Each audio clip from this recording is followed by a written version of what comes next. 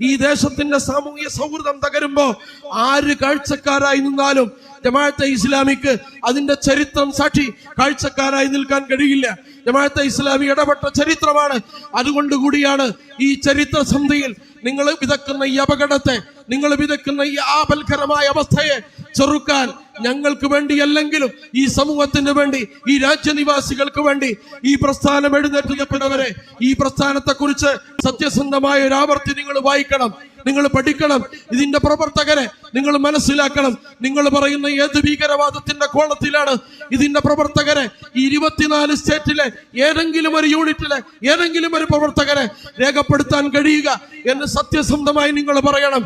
അതുപോലെ തന്നെ ഇത് എഴുതി വെച്ച ഏതെങ്കിലും ഒരാശയം ഈ രാജ്യത്തിന്റെ അപകടമാണെങ്കിൽ ഞങ്ങളോട് നിങ്ങൾക്ക് സംവദിക്കാം, ഗുണകാംക്ഷയോടുകൂടി എതിർക്കാം, വിയോജിക്കാം. നിങ്ങളുടെ ആദർശം തെറ്റാണ് എന്ന് പറയാം. പകരം ഒരു സമുദായത്തെയും ഒരു ദേശത്തെയും ഒരു സമൂഹത്തെയും എല്ലാം അപകടവൽക്കരിക്കുന്ന നരേഷൻ ഉണ്ടാക്കി ഈ രാജ്യത്തെ എല്ലാ മൂല്യങ്ങളെയും ഒറ്റയടിക്ക് റാഞ്ചാൻ പാകത്തിൽ നിൽക്കുന്ന കഴുകന്റെ മുന്നിലേക്ക് ഈ രാജ്യത്തെ മലീമസമായ അവശിഷ്ടങ്ങളായി തള്ളി നിൽക്കുന്ന പ്രക്രിയകളാണ് നിങ്ങൾ ചെയ്തുകൊണ്ടിരിക്കുന്നത്. അതുകൊണ്ട് അതിനുള്ള നോ പറയാനുള്ള ബാധ്യത ഇസ്ലാമിക പ്രസ്ഥാനത്തിനുണ്ട്, ഇസ്ലാമിക ആദർശത്തിനുണ്ട്. സംഘർഷങ്ങളെ സമാധാനമാണ് മദീനയുടെ സന്ദേശം എന്ന് പറയുന്നത്. പാർട്ടികളിൽ നിന്നും നിരന്തരമായി ആരോപണങ്ങളും ആക്രമണങ്ങളും നേരിട്ടുകൊണ്ടിരിക്കുന്ന ഈ സന്ദർഭത്തിൽ ഒരു പരിക്കും പറ്റാതെ ജമാഅത്തെ ഇസ്ലാമിയെ രക്ഷപ്പെടുത്തി കളയാം എന്ന് ആലോചിച്ച് ചിന്തിച്ചിട്ടല്ല ജമാഅത്തെ ഇസ്ലാമി ഒരു വിശദീകരണ സമ്മേളനം വെച്ചിട്ടുള്ളത്. ആരോപണങ്ങളെ കൊണ്ടോ അതുപോലെ ആക്രമണങ്ങളെ കൊണ്ടോ ജമാഅത്തെ ഇസ്ലാമിയെയോ ഇസ്ലാമിനെയോ ജമാഅത്തെ ഇസ്ലാമി പ്രതിനിധാനം ചെയ്യുന്ന ആദർശത്തെയോ ഇല്ലാതെയാക്കാൻ സാധിക്കുകയില്ല. കാരണം യഥാർത്ഥത്തിൽ ജമാഅത്തെ ഇസ്ലാമിക്കെതിരെ ആരോപണങ്ങൾ ഉന്നയിക്കുന്നത് കേരളത്തിൽ മാത്രം പ്രസക്തമായൊരു പാർട്ടിയാണ്. ലോകാടിസ്ഥാനത്തിൽ വേൾഡ് ട്രേഡ് സെന്റർ ആക്രമണത്തിന് ശേഷം വാർ ഓൺ ടെറർ, ഭീകരവിരുദ്ധ യുദ്ധം എന്ന പേരിട്ടുകൊണ്ട് ഒന്നെങ്കിൽ ഞങ്ങളുടെ കൂടെ നിൽക്കുക, ഇല്ലെങ്കിൽ ഭീകരരുടെ കൂടെ നിൽക്കുക എന്ന് ജോർജ് W. ബുഷ് വളരെ പരസ്യമായി പ്രസ്താവിക്കുകയും ഇതൊരു കുരിശുയുദ്ധമാണ് എന്ന് ആവർത്തിക്കുകയും ചെയ്തു. അങ്ങനെ ലോകത്തെ ഏറ്റവും വലിയ ശക്തിയുടെ അടയാളമായ അമേരിക്കയും അതിൻ്റെ മുഴുവൻ സംവിധാനങ്ങൾ, അതിൻ്റെ പ്രോപ്പഗണ്ട മാനേജ്മെന്റ്, അതിൻ്റെ വെപ്പൺസ്, അതിൻ്റെ സൈനിക ശക്തി, അതിൻ്റെ രാഷ്ട്രീയ മേധാവിത്വം, അതിൻ്റെ വീറ്റോ പവർ എല്ലാം ഉപയോഗിച്ചുകൊണ്ട്, പോരാത്തതിന് യൂറോപ്യൻ രാജ്യങ്ങളുടെ അകമ്പടിയോടുകൂടി അഫ്ഗാനിസ്ഥാനിലേക്കും അവിടെ നിന്ന് അങ്ങോട്ട് ഇറാഖിലേക്കുമൊക്കെ നടത്തിയ യുദ്ധം നമുക്കറിയാം. 17 ലക്ഷത്തോളം മനുഷ്യരെയാണ് കൊന്നൊടുക്കിയത്. സകല സംവിധാനം, ഭീകരവാദം, തീവ്രവാദം എന്നൊക്കെ ഇപ്പോൾ ഇടതുപക്ഷം ആവർത്തിച്ചു പറയുന്ന പദാവലി പോലും അമേരിക്ക സംഭാവന ചെയ്തതാണ്. അങ്ങനെ മീഡിയകളിലൂടെയും പുസ്തകങ്ങളിലൂടെയും പോളിസി മേക്കേഴ്സായ ബെർണാഡ് ലൂയിസ് പറയുന്ന $100 കോടി ഇസ്ലാം വിരുദ്ധ പ്രചരണത്തിന് വർഷം ചെലവഴിക്കുന്ന ഒരു കാലം ഉണ്ടായിരുന്നു അമേരിക്ക ബജറ്റിൽ. അപ്പൊ അത്ര ആധിക്യത്തിൽ ഇസ്ലാമിനെയും മുസ്ലിങ്ങളെയും ഭീകരവൽക്കരിച്ച് യുദ്ധം നടത്തിയിട്ട് ഇസ്ലാമിനോ മുസ്ലിങ്ങൾക്കോ ഇസ്ലാമിക ആശയങ്ങൾക്കോ ആദർശങ്ങൾക്കോ ലോകത്തൊന്നും സംഭവിച്ചിട്ടില്ല. പൂർവാധികം ശക്തിയോടുകൂടി എന്തിനെയാണോ അമേരിക്കയും സംവിധാനങ്ങളും എതിർത്തത്, ആ ആശയങ്ങളും ആദർശങ്ങളും ലോകത്ത് പ്രസക്തമായി ഇന്നും ജ്വലിച്ചു നിൽക്കുകയാണ്. ഇപ്പൊ ഞാൻ പറഞ്ഞു വന്നത്, അത്ര വലിയ സംവിധാനത്തിന്റെ മുന്നിൽ ഈ ആദർശവും ആശയവും മുട്ടുമടക്കാതിരുന്നിട്ടുണ്ടെങ്കിൽ ഇന്ത്യ രാജ്യത്ത് കേരളത്തിൽ മാത്രം പ്രസക്തമായ ഒരു സംവിധാനത്തിന്റെ മുന്നിൽ ഇത് മുട്ടുമടക്കുമെന്ന് വിശ്വസിക്കുന്നത് യുക്തിരാഹിത്യമാണ്. ആ ഭയം കൊണ്ടും വെപ്രാളം കൊണ്ടുമല്ല ജമാഅത്തെ ഇസ്ലാമി ഒരു വിശദീകരണ സമ്മേളനം വെച്ചിട്ടുള്ളത്. ജമാഅത്തെ ഇസ്ലാമി എന്തുകൊണ്ടാണ് വിശദീകരണ സമ്മേളനം വെച്ചത് എന്ന 1-2 കാര്യങ്ങൾ മാത്രം വിശദീകരിച്ച് പറയാനാണ് ഞാനിവിടെ ഉദ്ദേശിക്കുന്നത്. ഒന്നാമത്തത്, ഇപ്പോൾ ഇടതുപക്ഷ പാർട്ടികൾ പ്രത്യേകിച്ച് CPIM എടുത്തുകൊണ്ടിരിക്കുന്ന സമീപനം, ആ സമീപനം കേരളത്തിലെ സോഷ്യൽ ഫാബ്രിക്കിനുണ്ടാക്കുന്ന അപകടം വളരെ വർദ്ധിതമായ രീതിയിൽ വികസിച്ചു കൊണ്ടിരിക്കുകയാണ്. കഴിഞ്ഞ 9 വർഷത്തെ കേരളത്തിലെ സാമൂഹ്യ അന്തരീക്ഷം നിങ്ങൾ പഠിച്ചു നോക്കുക. ഇവിടത്തെ സാമൂഹ്യ ഘടനക്ക്, സാമൂഹ്യ വ്യവസ്ഥക്ക് ഇത് ഏൽപ്പിച്ച പരിക്ക് വളരെ മാരകമാണ്. വളരെ മാരകമാണ്. നിങ്ങൾ ഇലക്ഷൻ കഴിഞ്ഞ ഭരണകൂടം, ഈ ഭരണകൂടത്തിന്റെ 2ാമത്തെ തുടർച്ച, ഇതിനുവേണ്ടി അവര് കേരളത്തിൽ നടത്തിയ സോഷ്യൽ എഞ്ചിനീയറിംഗ്, സാമൂഹ്യ സംഘാടനം, ഈ സാമൂഹ്യ സംഘാടനത്തിന് അവർ ഉപയോഗിച്ച പദാവലികൾ, ഈ പദാവലികളെല്ലാം കേരളത്തിന്റെ സാമൂഹ്യ ഘടനക്ക് വലിയ പരിക്കേൽപ്പിക്കുന്നതായിരുന്നു, വളരെ വലിയ പരിക്കേൽപ്പിക്കുന്നതായിരുന്നു. അതുകൊണ്ട് ആണ് ഒന്നാമതായി ജമാഅത്തെ ഇസ്ലാമി ഇതിനെതിരെ സംസാരിക്കുന്നത്. കാരണം സൗഹൃദത്തെക്കുറിച്ചും പാരസ്പര്യത്തെക്കുറിച്ചും സമുദായ സഹവർത്തിത്വത്തെക്കുറിച്ചും മറ്റാരെക്കാളും കേരളത്തിന്റെ പൊതുമണ്ഡലത്തിൽ നിവർന്നു നിന്ന് സംസാരിക്കാൻ അർഹതയുള്ള പ്രസ്ഥാനമാണ് ജമാഅത്തെ ഇസ്ലാമി. കാരണം നമുക്ക് പല സന്ദർഭങ്ങളിലും ജമാഅത്തെ ഇസ്ലാമിയുടെ ക്യാമ്പയിൻ നിങ്ങൾ എടുത്ത് പരിശോധിച്ചു നോക്കുക. 1992 ബാബരി മസ്ജിദിന്റെ ഷഹാദത്ത് നടന്ന സമയം, കലുഷിതമായ അന്തരീക്ഷം, ആ അന്തരീക്ഷത്തിൽ സമുദായങ്ങളുടെ മനസ്സും ശരീരവും എല്ലാം അകന്നു നിൽക്കുകയും നോർത്ത് ഇന്ത്യയിലെല്ലാം സംഘർഷങ്ങൾ ഇങ്ങനെ ഇയാമ്പറ്റകളെ പോലെ മുളച്ചു പൊന്തുകയും ചെയ്ത സന്ദർഭത്തിൽ തൃശ്ശൂരിന്റെ നഗരമധ്യത്തിൽ ഈ സംസ്ഥാനത്തെ വ്യത്യസ്ത മതമേലാധ്യക്ഷന്മാരെ ഒരു വേദിയിൽ അണിനിരത്താൻ സാധിച്ച പ്രസ്ഥാനമാണ് ജമാഅത്തെ ഇസ്ലാമി. എന്നാൽ സൗഹൃദത്തിനും സാഹോദര്യത്തിനും അതതിന്റെ ജീവിതത്തിൽ നൽകിയ വില എന്ന് പറയുന്നത് മറ്റേത് പ്രസ്ഥാനത്തോടും വിലമതിക്കാൻ കഴിയാത്ത വലിയ ഒരു സംഭാവനയാണ്.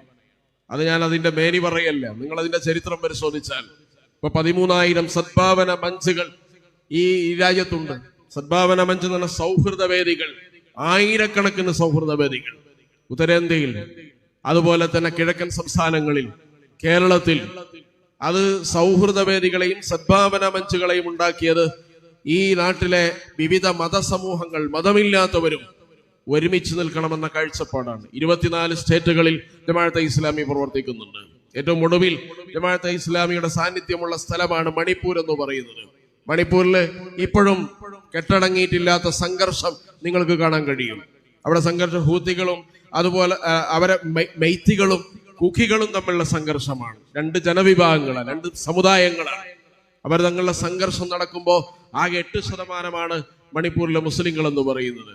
ആ മുസ്ലിങ്ങളുടെ കൂട്ടത്തിൽ ഏറ്റവും ചെറിയ സംഘടനയാണ് ജമാഅത്തെ ഇസ്ലാമി. പക്ഷേ അവിടെ ഏറ്റവും വലിയ ദുരിതാശ്വാസ ക്യാമ്പ് നടത്തുന്ന പ്രസ്ഥാനമാണ് ജമാഅത്തെ ഇസ്ലാമി. അവിടെ ആ സംഘർഷത്തിൽ മുസ്ലിങ്ങൾക്ക് ഒരു പങ്കുമില്ല, ജമാഅത്തെ ഇസ്ലാമിക്ക് തീരെ പങ്കില്ല. അവിടെ 2 സമുദായങ്ങൾ, പ്രത്യേകിച്ച് ക്രിസ്ത്യൻ ഹിന്ദു സമുദായങ്ങൾ അവിടെ സംഘർഷത്തിലകപ്പെട്ടപ്പോ അവരുടെ ചേർത്ത് പിടിക്കാനും അവർക്ക് ആശ്വാസം നൽകുവാനും ദുരിതാശ്വാസ ക്യാമ്പുകൾക്ക് മേൽനോട്ടം വഹിക്കുന്ന പ്രസ്ഥാനമാണ് മണിപ്പൂരിൽ ജമാഅത്തെ ഇസ്ലാമി. ഞാനത് വെറുതെ പറയുന്നല്ല, മണിപ്പൂരിൽ നിങ്ങൾ പോയി പരിശോധിച്ച് നോക്കുക. ഇപ്പോഴും ആ ക്യാമ്പ് അവിടെയുണ്ട്. ഞാൻ പറഞ്ഞു വന്നത്, ഏത് സംഘർഷങ്ങൾ എവിടെ നടന്നാലും, സംഘർഷത്തിന്റെ സാധ്യതകൾ എവിടെ ഉരുണ്ടുകൂടിയാലും ഈ പ്രസ്ഥാനം സഹവർത്തിത്വത്തിന്റെ സാന്നിധ്യമായി ഇന്ത്യയുടെ പൊതുമണ്ഡലത്തിൽ ജ്വലിച്ചു നിന്ന ചരിത്രം 7.5 പതിറ്റാണ്ടിന്റെ ചരിത്രം നിങ്ങൾ പരിശോധിച്ചാൽ കാണാൻ കഴിയും. അപ്പൊ ഞാൻ പറഞ്ഞു വന്നത്, സൗഹൃദത്തെ കുറിച്ച് പറയാൻ ഈ പ്രസ്ഥാനത്തിന് അർഹതയുണ്ട്. അതുകൊണ്ട് കേരളത്തിലെ സോഷ്യൽ ഫാബ്രിക്കിന് ഈ പ്രസ്താവനകളും ഈ പദാവലികളും ഏൽപ്പിച്ച വലിയ പരിക്ക് എത്ര വലുതാണ്. ഇവിടെ സോഷ്യൽ മീഡിയകൾ നിങ്ങൾ എടുത്ത് പരിശോധിച്ചാൽ മതി. മദ്രസ അധ്യാപകർക്ക് സർക്കാർ ശമ്പളം കൊടുക്കുന്നു എന്നൊരു പ്രചാരണം ഉണ്ടായി. ആ പ്രചാരണം എത്ര വർഷം? ഏകദേശം 6 വർഷം ഇടതടവില്ലാതെ ഈ പ്രസ്താവനകൾ കേരളത്തിൽ ഉയർന്നു വന്നു. ബന്ധപ്പെട്ടവർ, സർക്കാരുകൾ, ബന്ധപ്പെട്ട മന്ത്രി ഇത് സർക്കാരിന്റെ ഖജനാവിൽ നിന്ന് ഒരു നയാ പൈസ മദ്രസാധ്യാപകർക്ക് ശമ്പളം നൽകാൻ ഉപയോഗിക്കുന്നില്ല എന്ന് പറഞ്ഞില്ലേ? തിരുത്തിയില്ല എന്ന് മാത്രമല്ല, അങ്ങനെ പ്രസ്താവിച്ചു കിട്ടുന്ന ആ വെറുപ്പിന്റെയും വിദ്വേഷത്തിന്റെയും മൂലധനത്തിന്റെ ഒരു വിഹിതം പറ്റി ഭരണത്തിലേക്ക് വീണ്ടും വരാ എന്ന ഇച്ഛ മാത്രമാണ് അവരെ മുന്നോട്ട് നയിച്ചത്. അതിന്റെ ഫലം എന്താണ്? സച്ചാർ കമ്മിറ്റി റിപ്പോർട്ടിന്റെ അടിസ്ഥാനത്തിൽ ഇവിടെ കേരളത്തിൽ പാലോളി കമ്മിറ്റി ഉണ്ടായി. ആ പാലോളി കമ്മിറ്റി ഇവിടുത്തെ മൈനോറിറ്റിക്ക് ചില ആനുകൂല്യങ്ങൾ നിഷേധിക്കപ്പെട്ടിട്ടുണ്ട്, അവരെ എംപവർ ചെയ്യണം എന്ന് കരുതി ചില നിർദ്ദേശങ്ങൾ വെച്ചു. അതിലാണ് മൈനോറിറ്റി സ്കോളർഷിപ്പ് ഉള്ളത്. അത് 80-20 ആക്കി.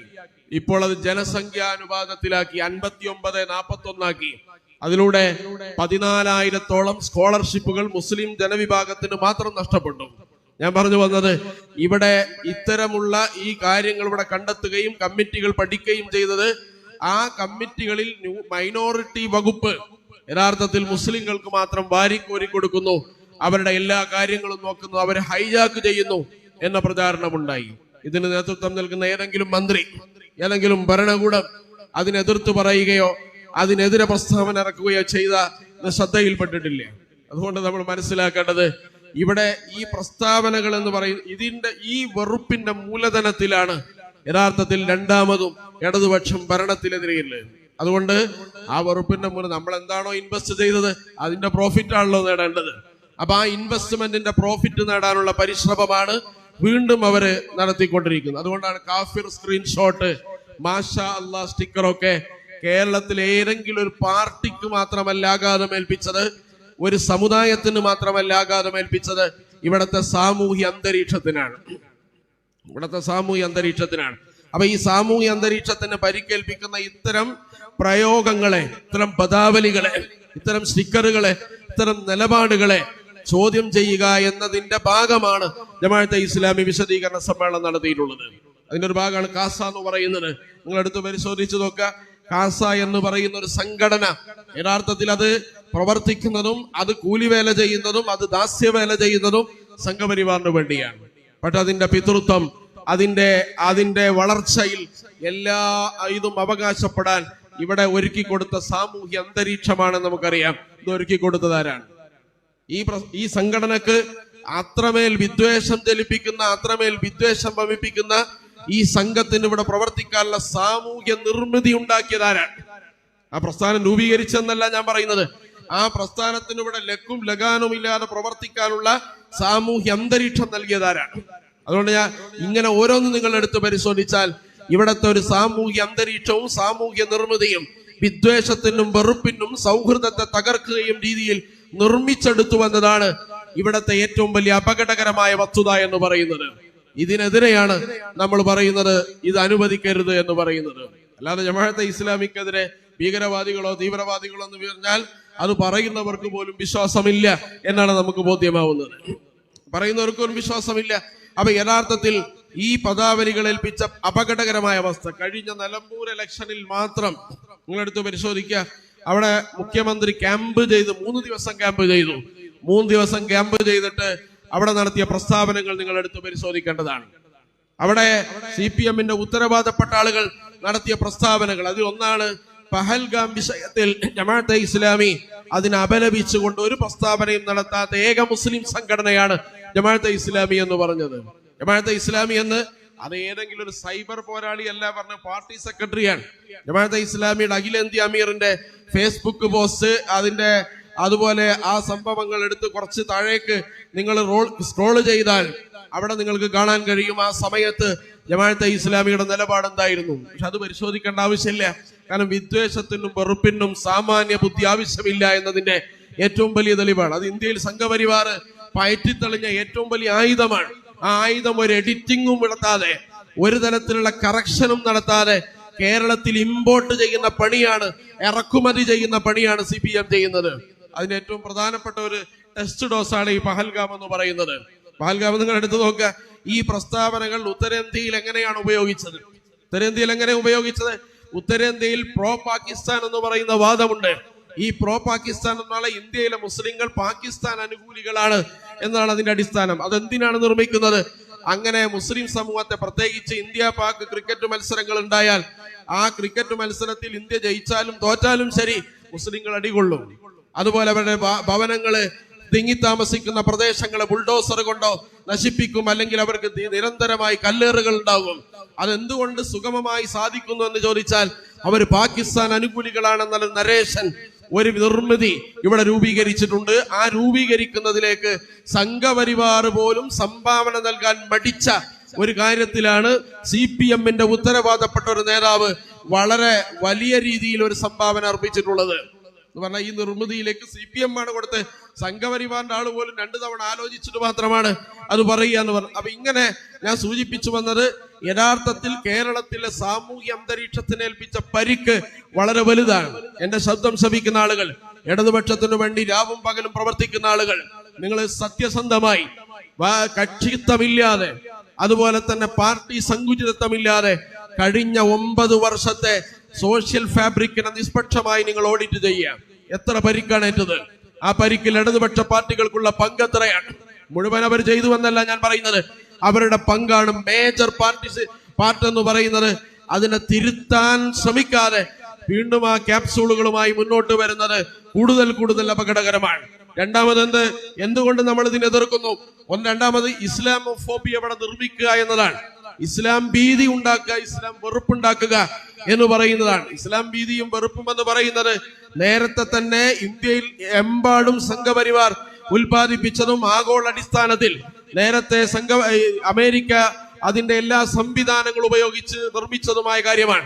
ഞാൻ തുടക്കത്തിൽ സൂചിപ്പിച്ചതുപോലെ അപ്പൊ ഇസ്ലാമിനെ തന്നെയാണ് വിമർശിക്കുന്നത്. ജമാഅത്തെ ഇസ്ലാമിയല്ല കഴിഞ്ഞ അധ്യക്ഷ പ്രഭാഷണത്തിൽ ഷിഹാബ് സാഹിബ് ഇവിടെ സൂചിപ്പിച്ചതാണ്. ഏത് രീതിയിലാണ് യഥാർത്ഥത്തിൽ ഇസ്ലാമിനെ ഇവർ അറ്റാക്ക് ചെയ്യുന്നത്?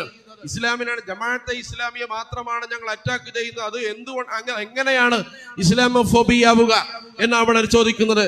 അങ്ങനെയാണെങ്കിൽ ജമാഅത്തെ ഇസ്ലാമിയൊക്കെ വിമർശിക്കുന്ന ദേശാഭിമാനി ലേഖനത്തിൽ എന്തിനാണ് നമസ്കാരത്തിന്റെ ഇമേജ് കൊടുക്കുന്നത്? ജമാഅത്തെ ഇസ്ലാമിയെ വിമർശിക്കുന്ന പ്രസംഗത്തിൽ മുഖ്യമന്ത്രി എന്തിനാണ് ഖലീഫമാരെ പരാമർശിക്കുന്നത്? അതുപോലെ തന്നെ ജമാഅത്തെ ഇസ്ലാമിയെ വിമർശിക്കുന്ന പേരിൽ എങ്ങനെയാണ് പ്രിയങ്ക ഗാന്ധിക്ക് വോട്ട് ചെയ്തവർ എല്ലാവരും വർഗീയവാദികളാണെന്ന് പാർട്ടിയുടെ ഉന്നതമായ നേതാവ് പറയുന്നത്? അങ്ങനെ തുടങ്ങിയ ഓരോന്നെടുത്ത് പരിശോധിച്ചാലും ജമാഅത്തെ ഇസ്ലാമി ഒരു നാട്ടക്കുറിയായി നിർത്തി ജമാഅത്തെ ഇസ്ലാമിയുടെ മറവിൽ ഇസ്ലാമിനെ ആക്രമിക്കുന്ന ഒരു നരേഷൻ വളരെ വലിയ രീതിയിൽ CPM ഇവിടെ നിർമ്മിച്ചു കൊണ്ടിരിക്കുകയാണ്. ഇസ്ലാമോഫോബിയയുടെ കേരളത്തിലെ നിർമ്മാണ ഫാക്ടറിയിൽ ഏറ്റവും കൂടുതൽ ഉൽപ്പന്നങ്ങളെ സംഭാവന ചെയ്ത പാർട്ടിയാണ് CPM എന്ന് പറയുന്നത്. അതുകൊണ്ട് ഇസ്ലാമോഫോബിയ എന്ന് പറയുന്നത് വളരെ വലിയ രീതിയിൽ നമുക്കറിയാം. നേരത്തെ ഞാൻ സൂചിപ്പിച്ച പഹൽഗാം വിഷയമൊക്കെ നിങ്ങൾ അതുമായി ചേർത്ത് വായിക്കേണ്ട ഘടകമാണ്. അപ്പൊ ഇസ്ലാമോഫോബിയ എന്ന് പറയുന്നത് ഇവിടെ കേരളത്തിൽ നിർമ്മിക്കുന്നതിൽ വലിയ പങ്ക് CPM വഹിച്ചിട്ടുണ്ട്. മൂന്നാമത്തെ കാരണം എന്ന് പറയുന്നത് ഇവിടെ ഭരണപരാജയം മറച്ചുവെക്കുക എന്നൊരു അജണ്ടയിലുണ്ട്.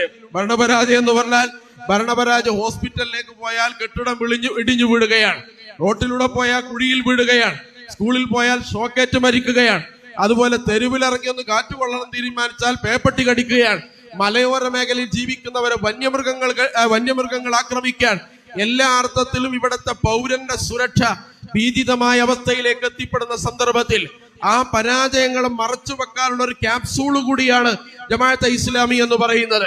അപ്പൊ ആ ജമാഅത്തെ ഇസ്ലാമി എന്ന് പറയുന്ന ഈ ഭരണപരാജയത്തെ മറച്ചു വെക്കാനുള്ള ഏറ്റവും പ്രധാനപ്പെട്ട ഒരു ക്യാപ്സൂളായി ജമാഅത്തെ ഇസ്ലാമിയെ ഉപയോഗിക്കുന്നത് മാത്രമാണ്. ഈ പറയുന്ന ആരോപണങ്ങളിൽ ഒന്നും ഒരു വസ്തുതയില്ല എന്ന് നമുക്ക് മനസ്സിലാക്കാൻ കഴിയും. അതുപോലെ നാലാമത്തെ ഏറ്റവും പ്രധാനപ്പെട്ട ഘടകം എന്ന് പറയുന്നത് സംഘപരിവാറിനതിലൂടെ കേരളത്തിലേക്ക് ഒരു എൻട്രി അവർ ഒരുക്കുന്നു എന്നതാണ്. കേരളത്തിലേക്ക് സംഘപരിവാറിനുള്ള പ്രവേശനം സാധ്യമാക്കുന്നു എന്നതാണ് മറ്റൊരു അപകടകരമായ കാര്യം എന്ന് പറയുന്നത്. നിങ്ങൾ ആലോചിച്ച് നോക്കുക, കേരളത്തില് CPM-ന്റെ ഉത്തരവാദപ്പെട്ട ആളുകൾ നടത്തിയ പ്രസ്താവനകൾ, ആ പ്രസ്താവനകളെല്ലാം നിങ്ങൾ എടുത്തു പരിശോധിച്ചാൽ കേരളത്തിന് പുറത്ത് അത് എങ്ങനെയാണ് ഉപയോഗിച്ചത് എന്ന് പഠിക്കേണ്ടതാണ്. ഇവിടെ പാർട്ടി സെക്രട്ടറിയോ ഉത്തരവാദപ്പെട്ട ആളുകളോ പ്രസ്താവന നടത്തും, അർണബ് ഗോസ്വാമി രാത്രി ചർച്ചയിൽ അത് എടുത്തുയർത്തും, അങ്ങനെ ഗോദി മീഡിയകളെല്ലാം അത് ആഘോഷിക്കും, അങ്ങനെ ടൺ കണക്കിന് മുസ്ലിം വെറുപ്പ് അതുപോലെ തന്നെ ഇസ്ലാമോഫോബിയ ഇന്ത്യയിലൊട്ടാകെ അലയടിച്ചുയരും. അതിന്റെ മൂലധനമാർക്കാണ്, CPM-നല്ല. CPM-നാണെന്ന് വിചാരിക്കുന്നവരുണ്ടെങ്കിൽ അത് ബംഗാളും ത്രിപുരയും മാത്രം പരിശോധിച്ചാൽ അതിന്റെ ഒരു മിച്ചമൂല്യവും CPM-ന് കിട്ടില്ല എന്ന് നമ്മൾ മനസ്സിലാക്കേണ്ടതാണ്. അപ്പൊ യഥാർത്ഥത്തിൽ ഇത് സംഘപരിവാറിന് വഴിമരുന്നിട്ട് കൊടുക്കലാണ്. മലപ്പുറം ജില്ലയെ കുറിച്ച് ഹിന്ദു പത്രത്തിന് CPM-ന്റെ മുഖ്യമന്ത്രിയും പോളിറ്റ് ബ്യൂറോ മെമ്പറും നൽകിയ ഒരു ഇന്റർവ്യൂ ഉണ്ട്. ആ ഇന്റർവ്യൂ നിങ്ങൾ എടുത്ത് പരിശോധിക്കുക. ആ ഇന്റർവ്യൂ 18 മണിക്കൂർ ഈ സമൂഹത്തിൽ ടൺ കണക്കിന് വിഷം വമിപ്പിച്ചു കഴിഞ്ഞു. 18 മണിക്കൂർ നിന്നിട്ടാണ് PR ഏജൻസി കൈകടത്തിയതാണ് എന്ന് മുഖ്യമന്ത്രി വിശദീകരണവുമായി വന്നത്. പക്ഷെ അപ്പോഴേക്കും മലപ്പുറം ജില്ലയെ കുറിച്ച് അവിടെ വരുന്ന സ്വർണ്ണ കടത്ത് ഉപയോഗിക്കുന്നത്, അതുപോലെ തന്നെ പണം ഉപയോഗിക്കുന്ന രാജ്യദ്രോഹത്തിനും തീവ്രവാദ പ്രവർത്തനങ്ങൾക്കുമാണ് എന്ന് ഞങ്ങളല്ല പറഞ്ഞത്, കേരളം ഭരിക്കുന്ന മുഖ്യമന്ത്രിയാണ്. ഇതൊരു ടെസ്റ്റ് ഡോസായി ഇന്ത്യ മുഴുവൻ അലയടിച്ചു കയറുന്നു. നിങ്ങളെടുത്ത് പരിശോധിക്കേണ്ടതാണ്. അതിനു മുമ്പ് ലവ് ജിഹാദ് എന്ന് പറയുന്ന സംവിധാനമുണ്ട്. ലവ് ജിഹാദിനെതിരെ നിയമമുണ്ട്. അങ്ങനെ മിശ്രവിവാഹം നടന്നാൽ ആ നടന്ന ആളുകളുടെ വീട് ബുൾഡോസർ ഉപയോഗിച്ച് തകർക്കുക എന്നുള്ള നിയമമാണ് UP-യിൽ. ഇത് അങ്ങനെ കഴിഞ്ഞ ആഴ്ചയിൽ മാത്രം 4 വീടുകൾ ലവ് ജിഹാദിന്റെ പേരിൽ UP-യിൽ ബുൾഡോസർ ഉപയോഗിച്ച് തകർത്തിട്ടുണ്ട് എന്ന് മനസ്സിലാക്കേണ്ടതാണ്. അങ്ങനെ ലവ് ജിഹാദിന് UP-യിൽ നിയമം നിർമ്മിക്കാൻ അവിടുത്തെ നിയമസഭ പാസ്സാക്കുകയാണ്. അപ്പൊ പത്രക്കാർ യോഗി ആദിത്യനാഥിനോട് ചോദിക്കുന്നുണ്ട്, ഇത് വലിയ ക്രൂരമാണ്, കാരണം ഒരു ജനതക്ക് അവരുടെ ആവിഷ്കാര സ്വാതന്ത്ര്യത്തിനും മൗലിക അവകാശങ്ങളുടെയും ലംഘനമാണ് എന്ന് ചോദിച്ചപ്പോ ലവ് ജിഹാദ് എന്ന് പറയുന്ന അപകടകരമായ കാര്യമാണ് എന്ന് ഞാനല്ല പറഞ്ഞത്, കേരളത്തിന്റെ മുഖ്യമന്ത്രിയാണെന്ന് യോഗി ആദിത്യനാഥ് റഫർ ചെയ്യുന്നത് കേരളത്തിന്റെ ഒരു മുൻ മുഖ്യമന്ത്രിയാണ്. അപ്പൊ എങ്ങനെയാണ് സംഘപരിവാർ ഇവിടത്തെ ഇടതുപക്ഷ ആഖ്യാനങ്ങളെ വളരെ ബോധപൂർവം ഉപയോഗിക്കുന്നത് എന്നതിന്റെ 2 ഉദാഹരണങ്ങൾ മാത്രമാണ് ഞാൻ ഇവിടെ സൂചിപ്പിച്ചത്. ഒന്ന് ലവ് ജിഹാദും മലപ്പുറം ജില്ലയുമായി ബന്ധപ്പെട്ട മുഖ്യമന്ത്രിയുടെ പ്രസ്താവനകളുമാണ്. അതുകൊണ്ട് എന്താണ് ഇവിടെ നേടിയെടുക്കുന്നത് ചോദിച്ചാൽ അതിന്റെ ഒരു ഗുണപാഠം എന്ന നിലയിൽ നമ്മൾ പഠിക്കേണ്ട, ഒരു കേസ് സ്റ്റഡി എന്ന നിലയിൽ നമ്മൾ പഠിക്കേണ്ടതാണ് തൃശ്ശൂർ ജില്ലയിലെ BJP-യുടെ വിജയം എന്ന് പറയുന്നത്. അത് എന്ന് പറഞ്ഞാൽ ഇതിന്റെ ആത്യന്തികമായ റിസൾട്ട് കൊയ്യുന്ന നിങ്ങളല്ല, ഇത് ആവർത്തിച്ച് ജമാഅത്തെ ഇസ്ലാമി കിട്ടുന്ന എല്ലാ വേദിയിലും ഗുണകാംക്ഷയോടുകൂടി പറഞ്ഞിട്ടുണ്ട്, നിങ്ങൾക്കിത് അപകടമാണ്. നിങ്ങളുടെ കാലിനരികിലെ മണ്ണ് കോരിയിട്ട് നിങ്ങൾ BJP-യുടെ കാൽ ഉറപ്പിച്ചു നിർത്തുന്ന പണിയാണ് കേരളത്തിൽ ചെയ്യുന്നതെന്ന് ആവർത്തിച്ച് നമ്മൾ പറഞ്ഞിട്ടുണ്ട്. പക്ഷേ അത് മുഖവിലക്കെടുക്കാതെ വീണ്ടും സ്വന്തം കുഴി തോണ്ടുന്ന പ്രക്രിയ മാത്രമാണ് ഇവിടെ ചെയ്തുകൊണ്ടിരിക്കുന്നത് മനസ്സിലാക്കാൻ കഴിയും. ആഭ്യന്തര വകുപ്പ്, കേരളത്തിലെ ആഭ്യന്തര വകുപ്പിന്റെ നിസ്സംഗത എന്ന് പറയുന്നത് കേരളത്തിൽ ഉണ്ടാക്കിയ അതിന്റെ മലീമസമായ അന്തരീക്ഷം വളരെ വലുതാണ്. കേരളത്തിലെ ആളുകൾ വിഷം വമിപ്പിച്ചുകൊണ്ടിരിക്കുകയാണ്, വിദ്വേഷങ്ങൾ പ്രസംഗിച്ചുകൊണ്ടിരിക്കുകയാണ്. ആ വിദ്വേഷങ്ങൾ പ്രസംഗിക്കുന്നവർക്ക് ആരെങ്കിലും കേസ് കൊടുത്തിട്ട് നിയമപരമായ ഒരു നടപടിയെടുത്തു എന്ന് പറയാൻ പറ്റുന്ന ഏതെങ്കിലും ഒരു നടപടി, ഒരു 10% റെലവന്റായ നടപടി കേരളത്തിലെ പോലീസ് സംവിധാനങ്ങൾ എടുത്തു എന്ന് പറയാൻ നമുക്ക് കഴിയില്ല. പ്രമാദമായി കേരളത്തിലെ വർഗീയ കലാപങ്ങൾ ഉണ്ടാക്കാൻ ഹേതുവാകുന്ന പല പ്രക്രിയകൾ കേരളത്തിലെ പല സന്ദർഭങ്ങളിൽ നടന്നു. അതിന്റെ പ്രതികളെല്ലാം കേരള പോലീസിന് അവരെ പിടിച്ചപ്പോ എന്താ ചെയ്തത്? അവർ മാനസിക രോഗികളാണ് എന്ന മുദ്ര കുത്തി അവരെ വെറുതെ വിടുകയാണ് ചെയ്തത്. അതുപോലെ തന്നെ മുസ്ലിം സമൂഹത്തിന് ന്യായമായും കിട്ടാവുന്ന അവകാശങ്ങളുണ്ട്. ആ അവകാശങ്ങളോട് കേരളത്തിന്റെ ആഭ്യന്തര വകുപ്പ് പുലർത്തിയ നിസ്സംഗത, മൗനം എന്ന് പറയുന്നത് വളരെ ക്രൂരമാണ്. കൊടിഞ്ഞിയിലെ ഫൈസൽ വധത്തിൽ, റിയാസ് മൗലവിയുടെ വധത്തിൽ, കാസർഗോഡിലെ ഫഹദ് എന്ന് പറയുന്ന പിഞ്ചുകുട്ടിയുടെ കൊലപാതകത്തിൽ, ഇതൊക്കെ നിങ്ങൾ എടുത്തു പരിശോധിച്ചാൽ ആഭ്യന്തര വകുപ്പ് കാണിച്ച നിസ്സംഗത നമുക്ക് ബോധ്യപ്പെടുന്നതാണ്. അപ്പൊ ഞാൻ സൂചിപ്പിച്ചു വരുന്നത്, ആഭ്യന്തര വകുപ്പിന്റെ നിസ്സംഗത സംഘപരിവാറിന് കേരളത്തിൽ വഴിയൊരുക്കുന്നുവെന്നതാണ്. സംഘപരിവാറിന് ഇന്ത്യയിൽ അവർക്ക് ആവശ്യമായ ധാരാളം മരുന്നുകൾ കേരളത്തിൽ നിന്ന് ഉൽപ്പാദിപ്പിച്ചു കൊടുക്കുന്നു എന്നതാണ്. അതുപോലെ തന്നെ 7ാമതായി ഇതിനെ എന്തുകൊണ്ട് നമ്മൾ എതിർക്കുന്നു എന്ന് ചോദിച്ചാൽ 7ാമത്തെ കാരണം എന്ന് പറയുന്നത് ജമാഅത്തെ ഇസ്ലാമിക്കെതിരെയുള്ള ആരോപണമാണ്. ഇത് അസത്യമാണ്, സത്യവുമായി യാതൊരു ബന്ധവുമില്ല എന്നിവിടെ പല കഴിഞ്ഞ പ്രസംഗങ്ങളിലെല്ലാം സൂചിപ്പിച്ചതാണ്. ജമാഅത്തെ ഇസ്ലാമി മതരാഷ്ട്രവാദികളാണ്, ജമാഅത്തെ ഇസ്ലാമി ഭീകരവാദികളാണ്, ജമാഅത്തെ ഇസ്ലാമി ജനാധിപത്യ വിരുദ്ധരാണ്, ജമാഅത്തെ ഇസ്ലാമി മതേതര വിരുദ്ധരാണ്. ഇങ്ങനെയുള്ള ആരോപണങ്ങളെല്ലാം ആവർത്തിച്ചു പറയുകയാണ്. നിങ്ങൾ എടുത്ത് പരിശോധിച്ച് നോക്കേണ്ടത്, ഒന്നാമത്തെ ഭീകരവാദം എന്ന പ്രയോഗം നിങ്ങൾ എടുത്ത് പരിശോധിച്ച് നോക്കേണ്ടതാണ്.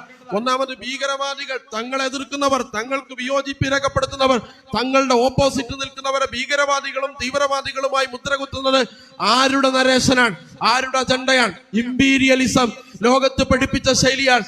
ഒന്നെങ്കിൽ ഞങ്ങളുടെ കൂടെ നിൽക്കൂ, അല്ലെങ്കിൽ ഭീകരരുടെ കൂടെ നിൽക്കൂ, മൂന്നാമതൊരു വഴിയില്ല എന്ന് ലോകത്ത് അട്ടഹസിച്ച ലോക പോലീസാണ് അമേരിക്ക എന്ന് പറയുന്നത്.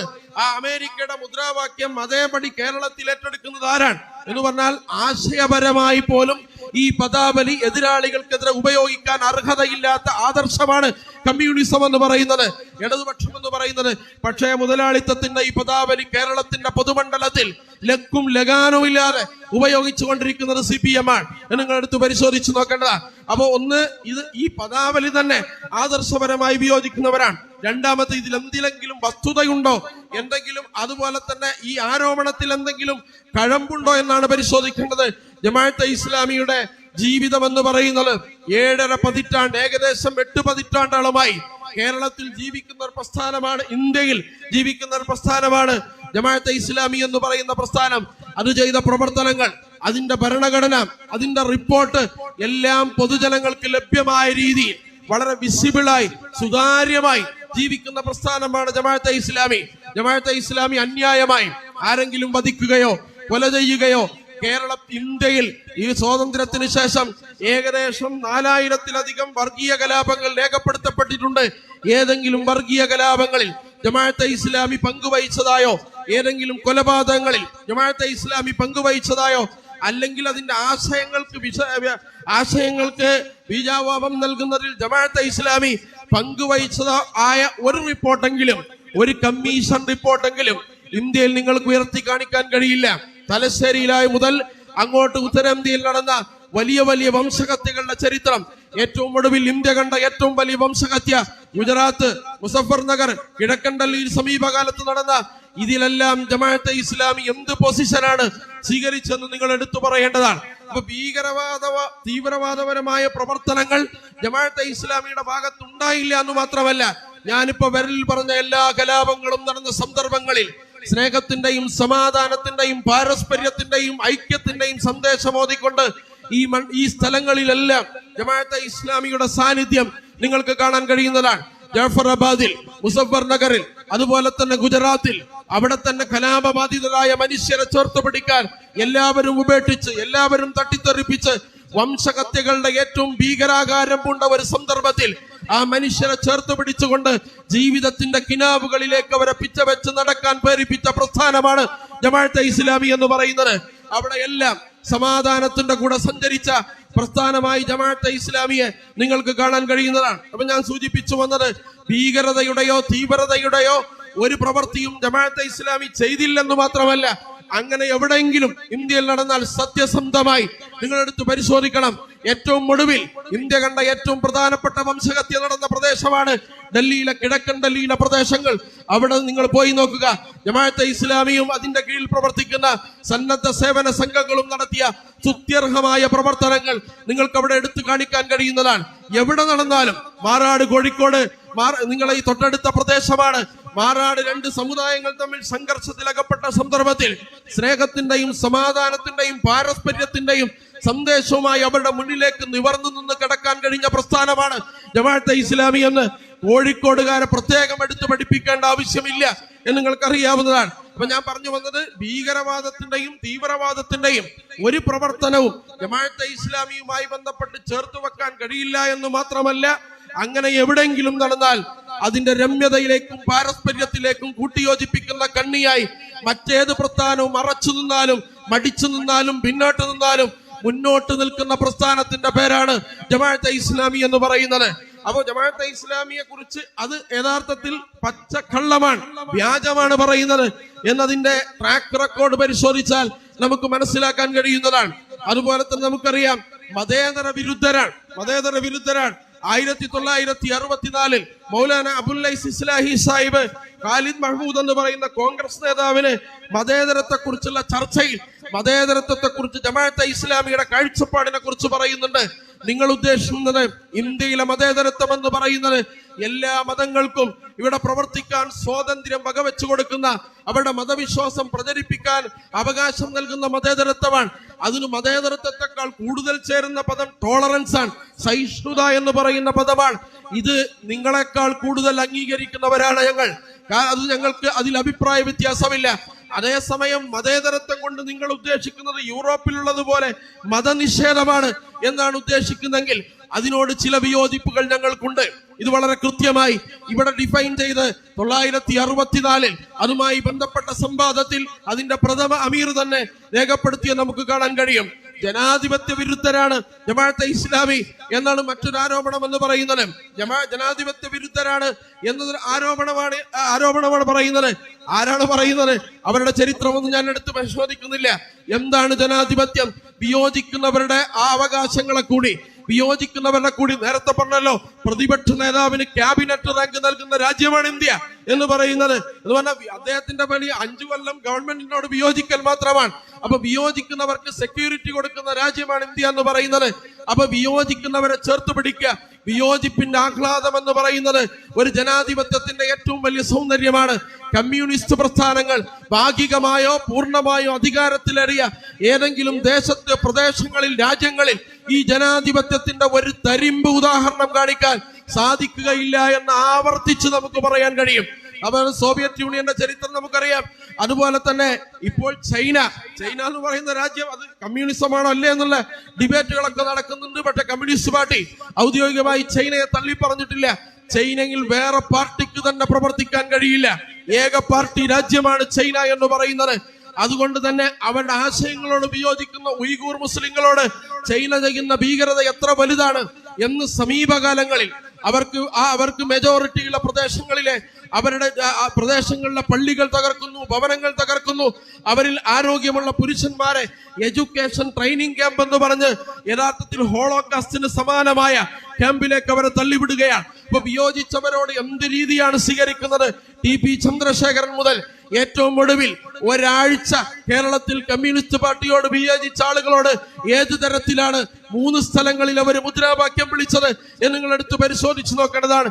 ജനാധിപത്യത്തിന്റെ ഒരു ലാഞ്ചന പോലും ബൈ ഡിഫോൾട്ട് ഇല്ലാത്ത ഏക പാർട്ടിയാണ് കമ്മ്യൂണിസ്റ്റ് പാർട്ടി എന്ന് പറയുന്നത്.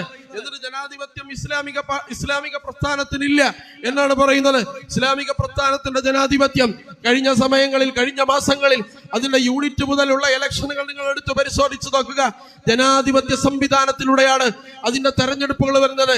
ജനാധിപത്യവുമായി ബന്ധപ്പെട്ട അതിന്റെ സംഘാടനത്തിൽ, അതിന്റെ അഭിപ്രായ രൂപീകരണത്തിൽ, അതിന്റെ നേതാക്കന്മാരെ തെരഞ്ഞെടുക്കുന്നതിൽ, അതിന്റെ അഖിലേന്ത്യാ അധ്യക്ഷനെ തെരഞ്ഞെടുക്കുന്നതിലെല്ലാം ജനാധിപത്യ രീതികൾ സ്വീകരിക്കുന്ന പ്രസ്ഥാനമാണ് ജമാഅത്തെ ഇസ്ലാമി എന്ന് പറയുന്നത്. പക്ഷേ ജമാഅത്തെ ഇസ്ലാമിക്ക് ജനാധിപത്യത്തോട് മൗലികമായ ചില വിയോജിപ്പുകളുണ്ട്. അത് നമ്മൾ മറച്ചു വെക്കുന്നില്ല. അത് ജനാധിപത്യത്തോട് മൗലികമായ വിയോജിപ്പുകൾ ഇവിടെ മഹാത്മാഗാന്ധി ഉയർത്തിയിട്ടുണ്ട്. ജമാഅത്തെ ഇസ്ലാമി പറയുന്നത് ശരിയുടെയും തെറ്റിന്റെയും മാനദണ്ഡം പാർട്ടിയല്ല, അതുപോലെ തന്നെ കോടതികൾ, അതുപോലെ തന്നെ സംവിധാനങ്ങളല്ല, അതുപോലെ തന്നെ ഭൂരിപക്ഷം ജനങ്ങളല്ല. ശരിയുടെയും തെറ്റിന്റെയും മാനദണ്ഡം എന്ന് പറയുന്നത് യഥാർത്ഥത്തിൽ നിങ്ങളെയെല്ലാം സൃഷ്ടിച്ച ദൈവമാണ്.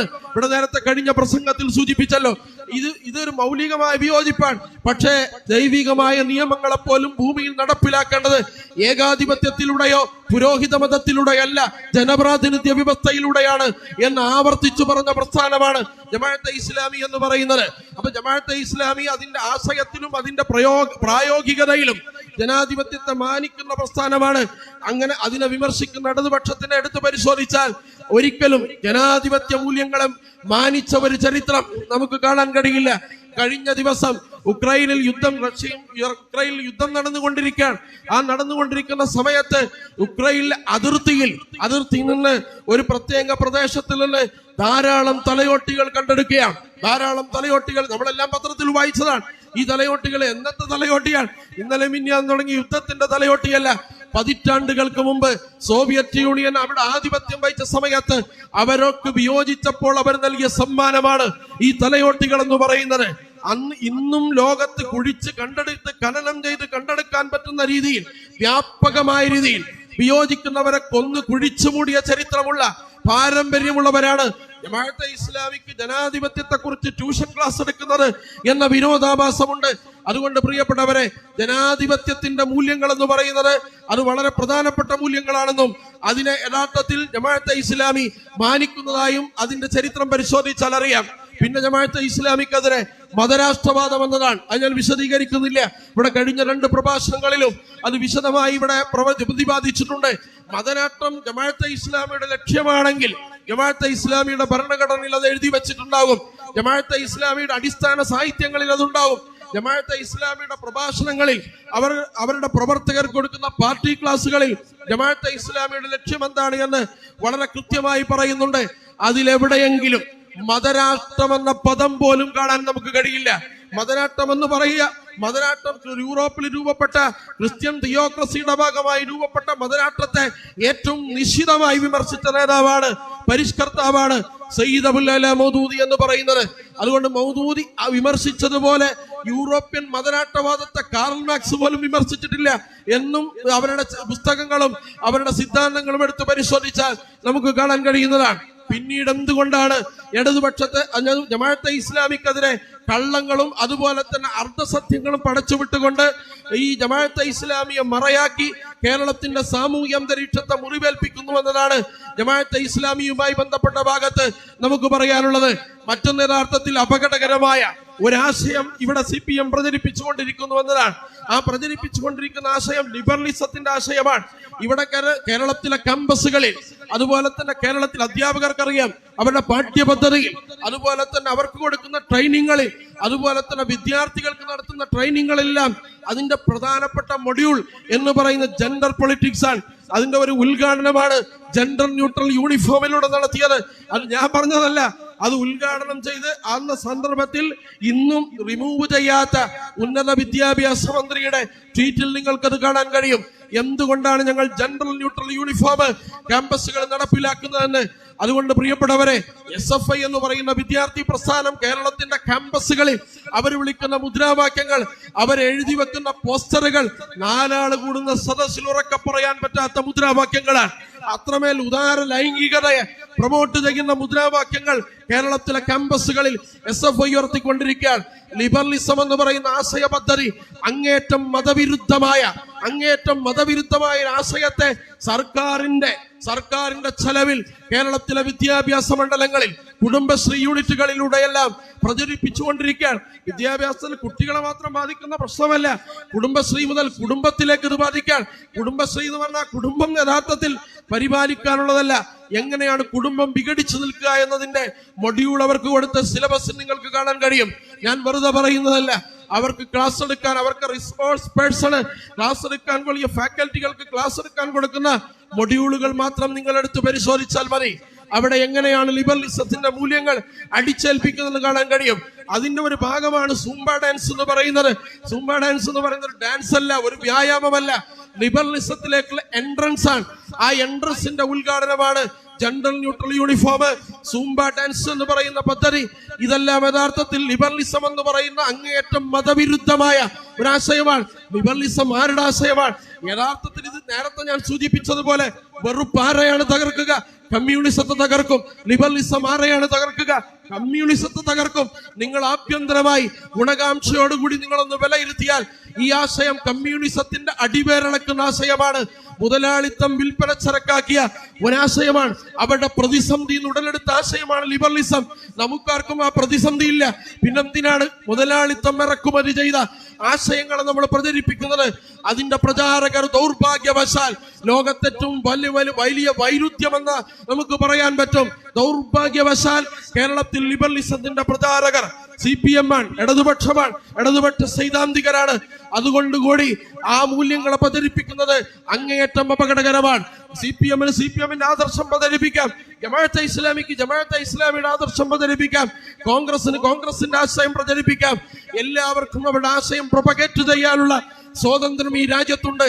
പക്ഷേ അത് സർക്കാരിന്റെ ചെലവിൽ പാടില്ല. എന്റെയും നിങ്ങളുടെയും നികുതിപ്പണം ഉപയോഗിച്ചുകൊണ്ട് ഞാനും നിങ്ങളും പ്രതിനിധാനം ചെയ്യുന്ന ആശയങ്ങളെ തകർക്കുന്ന മൂല്യങ്ങൾ പ്രചരിപ്പിക്കാൻ സർക്കാരിന് അധികാരമില്ല. അതാണ് നമുക്ക് വിയോജിപ്പുള്ള. കാരണം മതവിരുദ്ധമായ ആശയങ്ങൾ CPM പഠിപ്പിച്ചുകൊള്ളട്ടെ, അത് CPMന്റെ ഫണ്ട് ഉപയോഗിച്ചുകൊണ്ട് നികുതിപ്പണം ഉപയോഗിച്ചത് ചെയ്യാൻ പാടില്ല. അതുകൊണ്ട് എന്റെയും നിങ്ങളുടെയും മതവിശ്വാസികളുടെ നികുതിപ്പണം ഉപയോഗിച്ചുകൊണ്ട് മതവിശ്വാസങ്ങളെയും മതവിശ്വാസം ഉടലെടുക്കുന്ന മൂല്യങ്ങളെയും നിരാകരിക്കുന്ന മൂല്യങ്ങളും പാഠങ്ങളും വളരെ വ്യവസ്ഥാപിതമായി കേരളത്തിൽ പഠിപ്പിച്ചുകൊണ്ടിരിക്കുകയാണ്. ഒരു സ്ലോ പോയിസൺ പോലെ അത് കേരളത്തിലെ പൊതുമണ്ഡലത്തിലേക്ക്, കേരളത്തിലെ യുവാക്കളിലേക്ക് ഇറക്കി വിടാനുള്ള ശ്രമം നടക്കുകയാണ്. അതുകൊണ്ടുകൂടിയാണ് അതും യഥാർത്ഥത്തിൽ ഒരു പ്രത്യേക മതവിഭാഗത്തോടുള്ള വെറുപ്പായി പരിണമിക്കുന്നത് നമുക്ക് കാണാൻ കഴിയുകയാണ്. മറ്റും നമുക്കറിയാം, RSSനെയും ജമാഅത്തെ ഇസ്ലാമിയെയും കമ്പയർ ചെയ്തുകൊണ്ടാണ് പറയുന്നത്. RSSന്റെ മറുവശമാണ് ജമാഅത്തെ ഇസ്ലാമി എന്ന് പറയുന്നത്. പ്രിയപ്പെട്ടവരെ, എന്താണ് RSS എന്ന് നമ്മൾ പഠിക്കേണ്ടതാണ്. ഇന്ത്യയിൽ സ്വതന്ത്രാനന്തര ഇന്ത്യയിൽ 4000-ത്തിലധികം വർഗീയ കലാപങ്ങൾ നടന്നു. ആ വർഗീയ കലാപങ്ങളിൽ ഏറ്റവും കൂടുതൽ പങ്കുവഹിച്ചുവെന്ന് ജമാഅത്തെ ഇസ്ലാമി പറഞ്ഞതല്ല, CPM പറഞ്ഞതല്ല, ഏതെങ്കിലും സംഘടന അവരോടുള്ള വെറുപ്പ് കൊണ്ട് പറഞ്ഞതല്ല. ഇന്ത്യയിലെ ഗവൺമെന്റുകൾ നിയമിച്ച കമ്മീഷനുകൾ ഐക്യകണ്ഠേന കണ്ടെത്തിയ സത്യമാണ്. അതിലെല്ലാ കലാപങ്ങളിലും മാസ്റ്റർ റോൾ വഹിച്ച സംഘടനയാണ് ഈ സംഘപരിവാർ എന്ന് പറയുന്നത്. അതുകൊണ്ട് വെറുപ്പിന്റെ വിഷലിപ്തമായ അജണ്ടകൾ ഈ രാജ്യത്ത് പ്രചരിപ്പിച്ചുകൊണ്ടിരിക്കുകയാണ്. അത് എത്രത്തോളം ഭീകരമാണ് നിങ്ങളെടുത്ത് പരിശോധിച്ച് നോക്കേണ്ടത്. അസാമിൽ കഴിഞ്ഞ സമയങ്ങളിൽ ഒരു വെടിവെച്ച് വിട്ട ഭരണകൂടത്തിന്റെ വെടിയേറ്റ് വീണ ഒരു മനുഷ്യൻ, ആ മനുഷ്യൻ NRCs പ്രക്ഷോഭങ്ങൾ നടക്കുന്ന സമയത്ത് ആ മനുഷ്യന്റെ ദേഹത്ത് ആടിത്തിമർക്കുന്ന ഒരു ഫോട്ടോഗ്രാഫറുടെ ഫോട്ടോ നിങ്ങൾ കണ്ടതാണ്. എങ്ങനെയാണ് മരിച്ചു കിടക്കുന്ന ഒരു മനുഷ്യന്റെ ദേഹത്ത് വേറെ ഒരു മനുഷ്യന് നൃത്തം ചെയ്യാൻ കഴിയുക എന്ന് നമ്മളെല്ലാം അത്ഭുതം കൂറിയതാണ്. ഇതാണ് വംശീയതയുടെ അപകടമെന്ന് പറയുന്നത്. ഈ മൂല്യമൊരാളുടെ ഉള്ളിലേക്ക് വന്നാൽ പരമത വിദ്വേഷത്തിന്റെ വെറുപ്പിന്റെ പാരമ്യതയിലേക്ക് രാജ്യമെത്തും എന്നതിന്റെ ഏറ്റവും വലിയ ഉദാഹരണമാണ് ഇപ്പോൾ അസമിൽ നടന്നുകൊണ്ടിരിക്കുന്നത്. ബംഗാളി സംസാരിക്കുന്നവരെ നോക്കിക്കൊണ്ടവരുടെ വീടുകളെല്ലാം ബുൾഡോസർ ഉപയോഗിച്ച് തടക്കുകയാണ്. കിടപ്പാടത്തുന്നവരെ തകർത്തെറിയുമ്പോ അതിനെതിരെ നോ എന്ന് പറയുന്നവർക്കെതിരെ മുന്നറിയിപ്പില്ലാതെ പോലീസ് വെടിവെക്കുകയാണ്. അതിനാഘോഷിക്കുകയാണ്, അവരെ കടലിൽ തള്ളുകയാണ്. എല്ലാ അർത്ഥത്തിലും ഈ രാജ്യത്തിന്റെ പാരമ്പര്യം എന്ന് പറയുന്നത് വന്നവരെ സ്വീകരിച്ചവരാണ്, കൂടിയിരുത്തിയവരാണ്. ആ പാരമ്പര്യം നമുക്കറിയാം. പക്ഷെ പുറംതള്ളലിന്റെ പാരമ്പര്യമായി, അതുപോലെ തന്നെ പൗരത്വത്തിന്റെ ഏതെങ്കിലും വിഭാഗത്തെ അടർത്തി മാറ്റുന്നതിന്റെ പാരമ്പര്യമായി ഈ രാജ്യം പരിണമിക്കുന്നത് അപകടകരമാണ്. ലോകരാജ്യങ്ങളെല്ലാം എങ്ങനെയാണ് യന്ത്രമനുഷ്യന് സിറ്റിസൺഷിപ്പ് നൽകുക എന്നതിനെ കുറിച്ച് ആലോചിക്കുകയാണ്. സൗദി അറേബ്യ സോഫിയ എന്ന് പറയുന്ന യന്ത്രമനുഷ്യന് പൗരത്വം നൽകിയ നമ്മൾ കണ്ടു. നമ്മുടെ രാജ്യം മനുഷ്യന്മാരെ എങ്ങനെ പൗരത്വം ഒഴിവാക്കാം എന്ന് ഗവേഷണം നടത്തുകയാണ്. നൂറ്റാണ്ടുകൾ പിറകിലാണ് നമ്മൾ. അതുകൊണ്ട് പ്രിയപ്പെട്ട വർഗീയതയുടെ വംശീയതയുടെ തിമിരം ബാധിച്ച ഒരു രാജ്യത്തിന് ലോകത്തിന്റെ മുന്നിൽ വികസിക്കാൻ കഴിയില്ല, വളരാൻ കഴിയില്ല. ഒന്നായി നിൽക്കുമ്പോൾ, പാരസ്പര്യത്തോടു കൂടി നിൽക്കുമ്പോഴാണ് ഈ രാജ്യത്തിന്റെ എല്ലാ ഗുണങ്ങളും നമ്മൾ നേടിയെടുത്തത്. മൗലാന അബുൽ കലാം ആസാദിനോട് അദ്ദേഹം പറയുന്നുണ്ട്, കുത്തബ് മീനാറിന്റെ മുകളിൽ മലക്ക് വന്ന് ചോദിക്കുകയാണ്, അബുൽ കലാം നിനക്ക് സ്വാതന്ത്ര്യം വേണോ, ഹിന്ദു മുസ്ലിം സഹോദര്യം വേണോ എന്ന് ചോദിച്ചാൽ മലക്കിനോട് ഞാൻ പറയും, എനിക്ക് ഹിന്ദു മുസ്ലിം സാഹോദര്യം മതി, ബാക്കി ഞങ്ങൾ നേടിയെടുക്കും. അതുകൊണ്ട് ഈ ഹിന്ദു മുസ്ലിം പാരസ്പര്യങ്ങളിലൂടെ, വിവിധ മതങ്ങളുടെ പാരസ്പര്യങ്ങളിലൂടെ ഡിവൈഡ് ആൻഡ് റൂൾ എന്ന് പറയുന്ന പദ്ധതിയെ പരാജയപ്പെടുത്തിയവരാണ് നമ്മൾ. ഈ ഡിവൈഡ് ആൻഡ് റൂളിന്റെ പദ്ധതിയുടെ ഭാഗ്യമായി ഇന്ത്യയിൽ ആദ്യം രജിസ്റ്റർ ചെയ്ത കേസ് അയോധ്യയിലെ ഫൈസാബാദിലാണ്. ആ ഫൈസാബാദിലാണ് 992 ഡിസംബർ 6 ബാബരി മസ്ജിദിന്റെ തകർച്ചയിലൂടെ സംഘപരിവാർ ആ ഡിവൈഡ് ആൻഡ് റൂളിന്റെ വാഹകരാണ് എന്ന് ഉറക്കെ പ്രഖ്യാപിച്ച ദിവസമാണ് 992 ഡിസംബർ 6 എന്ന് പറയുന്നത്. ആ മൂല്യങ്ങൾ ഇന്നും ഈ രാജ്യത്ത് അവർ ഏറ്റെടുത്തുകൊണ്ടിരിക്കുകയാണ്. ഡിവൈഡ് ആൻഡ് റൂളിന്റെ മൂല്യം എന്ന് പറയുന്നത്, അതിന്റെ ഭരണഘടനാ റൂൾ അവർ ഏറ്റെടുത്തുകൊണ്ടിരിക്കുകയാണ്. ആ സമയത്ത് പ്രിയപ്പെട്ടവരെ, ഹിന്ദു മുസ്ലിം സാഹോദര്യം മതി എങ്കിൽ ഡിവൈഡ് ആൻഡ് റൂളിനെ പ്രതിരോധിക്കാൻ ഞങ്ങൾക്ക് കഴിയും. നമ്മൾ ഈ രാജ്യത്ത് 947 ഓഗസ്റ്റ് 15 ഈ രാജ്യത്തിന്റെ സ്വാതന്ത്ര്യം മാത്രമല്ല നമ്മൾ നേടിയെടുത്തത്, ഈ രാജ്യത്തിന്റെ സാഹോദര്യം കൂടിയാണ്, ഈ രാജ്യത്തിന്റെ സഹവർത്തിത്വം കൂടിയാണ്. കോഴിക്കോട് നഗരത്തിന്റെ മധ്യത്ത് നമുക്ക് പറയാൻ കഴിയും, സാമൂതിരിയുടെ, കുഞ്ഞാലിമരക്കാർമാരുടെ, ഖാലി മുഹമ്മദിന്റെ ഒക്കെ പാരമ്പര്യം നമുക്കറിയാം. അവരെല്ലാം ഒന്നിച്ചു നിന്ന് പോർച്ചുഗീസുകാർക്കെതിരെ, ബ്രിട്ടീഷുകാർക്കെതിരെ, ഫ്രഞ്ചുകാർക്കെതിരെ, ഡച്ചുകാർക്കെതിരെ സ്വന്തം ജീവൻ ചിറകട്ടി വാങ്ങിയ സ്വാതന്ത്ര്യമാണ് സ്വാതന്ത്ര്യവും സൗഹൃദവും എന്ന് പറയുന്നത്. അതുകൊണ്ട് നമ്മുടെ പൂർവഗാമികൾ കേരളത്തിന്റെ ചരിത്രം പരിശോധിക്കുമ്പോൾ മഹാന്മാരായ നവോത്ഥാന നായകന്മാർ കേരളത്തിൽ നേടിയെടുത്തതാണ് ഈ പാരസ്പര്യം എന്ന് പറയുന്നത്. ഈ പാരസ്പര്യത്തെയാണ് കഴിഞ്ഞ 9 വർഷമായി തങ്ങളുടെ തുച്ഛമായ കാര്യലാഭത്തിനു വേണ്ടി തകർത്തുകൊണ്ടിരിക്കുന്നത്. അതിന്റെ ഒരു ഉദാഹരണങ്ങളാണ് ഞാൻ ഇതുവരെ സൂചിപ്പിച്ചത്. അതുകൊണ്ട് പ്രിയപ്പെട്ടവരെ, ധ്രുവീകരണത്തിന്റെയും വിഷലിപ്തമായും അജണ്ടകളുടെ പ്രചാരകരായ RSS എവിടെ കിടക്കുന്നു? സമാധാനത്തിന്റെയും പാരസ്പര്യത്തിന്റെയും സന്ദേശവാഹകരായ ജമാഅത്തെ ഇസ്ലാമി എവിടെ കിടക്കുന്നു എന്ന് നിങ്ങൾ പരിശോധിച്ച് നോക്കേണ്ടതാണ്.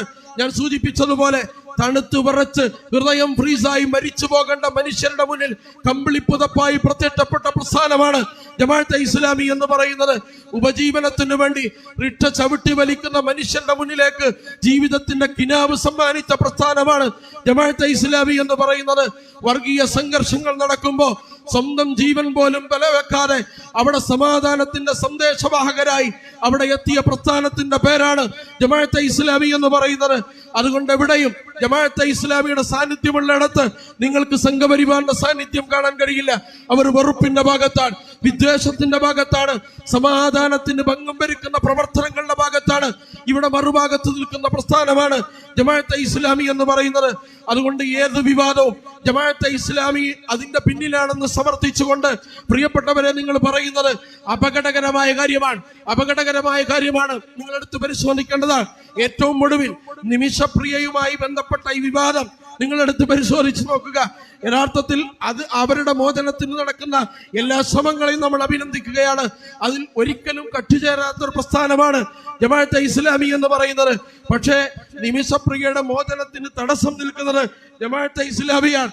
ഇന്നും ഇന്നലെയുമായി കേരളത്തിന്റെ മാധ്യമങ്ങൾ പ്രചരിപ്പിക്കുന്ന വാർത്തയാണ്. എവിടെയാണ് സത്യസന്ധത ഒട്ടും തൊട്ട് തീണ്ടിയിട്ടില്ലാത്ത, ഒരു തെളിവ് പോലും കാണിക്കാൻ കഴിയാത്ത എവിടെയെങ്കിലും ജമാഅത്തെ ഇസ്ലാമിയുടെ നേതാക്കന്മാർ, അതിന്റെ മീഡിയകൾ, അതിന്റെ സംവിധാനങ്ങൾ ഏതെങ്കിലും ഒരു വാക്കിൽ ഇതിനെ മുടക്കുകയോ ഇതിനെ ഇല്ലാതെയാക്കുകയോ ചെയ്യുന്ന ഒരു പരാമർശം നടത്തിയതായി നമുക്ക് കാണാൻ കഴിയില്ല. പക്ഷേ ജമാഅത്തെ ഇസ്ലാമിയുമായി ബന്ധമില്ലാത്ത ആളുകളെ കൂടി ചേർത്ത് കെട്ടിക്കൊണ്ട് ജമാഅത്തെ ഇസ്ലാമി ആ സ്ത്രീയുടെ മോചനത്തെ മുടക്കാൻ വേണ്ടി ശ്രമിക്കുന്നുവെന്ന നരേഷൻ ഉണ്ടാക്കിയാൽ എല്ലാത്തിന്റെയും പിന്നിൽ ജമാഅത്തെ ഇസ്ലാമി എന്ന വിവാദം കേരളത്തിൽ ജ്വലിപ്പിച്ചു നിർത്തിയാൽ ഒരുപക്ഷെ നിങ്ങൾക്കൊരു ഭരണ തുടർച്ചമെങ്കിലും ഒരുപക്ഷെ മിനിമം സാധ്യമായേക്കാം. പക്ഷേ അത് നിങ്ങളുടെ അവസാനത്തിലേക്കുള്ള, അതുപോലെ തന്നെ നിങ്ങളുടെ തകർച്ചയിലേക്കുള്ള, നിങ്ങളുടെ പതനത്തിലേക്കുള്ള ഉദ്ഘാടനം കൂടിയായി നിങ്ങൾ അതിനെ പരിഗണിക്കേണ്ടി വരും. ഒരിക്കലും സത്യസന്ധത തൊട്ടിതീണ്ടിയിട്ടില്ലാത്ത നന്മയും വിശുദ്ധിയും നീതിയും ഒരു ഭാഗത്ത് നിൽക്കുമ്പോൾ നീതിയുടെ ഭാഗത്ത് നിൽക്കാൻ അടിച്ചമർത്തപ്പെട്ടവരുടെ മർദ്ദിതരുടെ ഭാഗത്ത് നിൽക്കാൻ ഇസ്ലാമികാദർശം ജമാഅത്തെ ഇസ്ലാമിയെ പ്രേരിപ്പിക്കുന്നുണ്ട്. അത് ജമാഅത്തെ ഇസ്ലാമിയുടെ അടവ് നയങ്ങളല്ല. ജമാഅത്തെ ഇസ്ലാമി അതിൽ ജാതിയും മതവും വേർതിരിക്കാറില്ല. വമാലക്കും ലാ തുഖാതിലൂന ഫീ സബീലില്ലാഹ് എന്ന് വിശുദ്ധ ഖുർആൻ തന്നെ പറയാൻ.